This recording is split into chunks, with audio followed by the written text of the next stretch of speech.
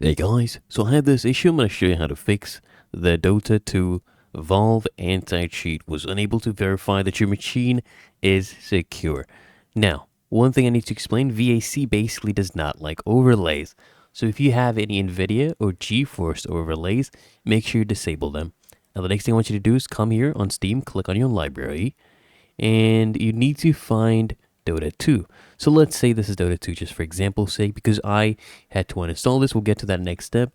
So right click the game, click on properties, okay?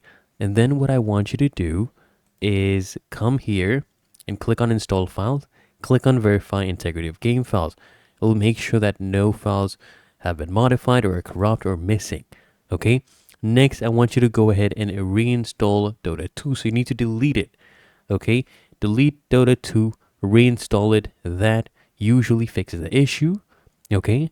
And last case, you need to go ahead and reinstall Steam. I saw that actually fixed a lot of users' issues. So if you found this helpful, make sure you smash the like button and subscribe to Quick Fix.